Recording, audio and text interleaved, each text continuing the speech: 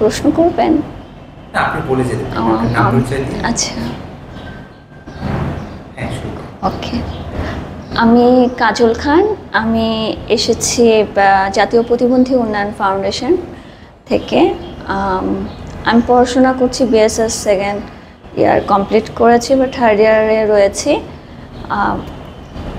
আমি একজন visually impact person, low vision. তো একটি দুর্ঘটনায় আমার আসলে চোখের সমস্যাটা হয়েছে আঘাতে।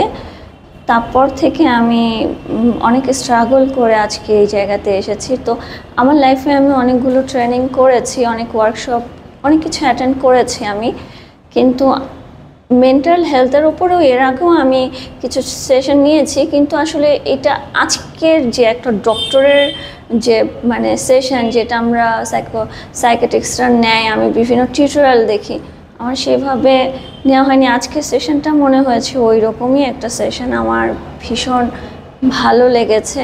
সবচেয়ে বড় কথা, আমি আজকে নিজেকে একটু নতুনভাবে, মানে অনেকটা বছর আমি আমার নিজেকে ছুঁয়ে দেখিনি। আজকে এই সেশনটাতে আমার মনে হয়েছে আমি আমাকে ছুঁতে পেরেছি, আমার ভেতরের কাজলটাকে আমি ছুঁতে পেরেছি। আমার ওইটাতে আমাকে খুব মানে করেছে যে আমার ভেতরের যে আমার আমিটা ভীষণ মন খারাপ।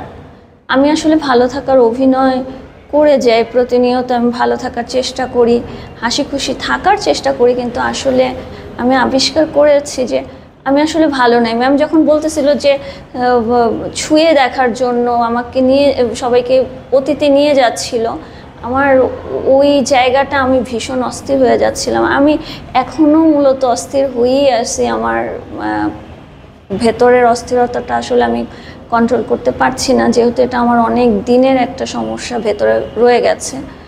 তো সব মিলিয়ে ভালো লাগছে এটাই যে আমি আমার এই জায়গাটা থেকে আজকে সেশনটা নিয়ে যাওয়ার পর আমার মনে হয়েছে যে আমার মানসিকের জায়গাটাকে আমার আরও একটু হওয়া উচিত, নয়তো আমি মানে দিনে দিনে ডিপ্রেশনে চলে যাব।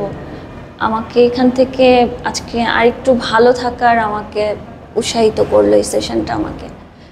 ধন্যবাদ ম্যামকে, ধন্যবাদ লাল সবুজকে এত সুন্দর একটা প্রোগ্রাম অ্যারেঞ্জ করার জন্য।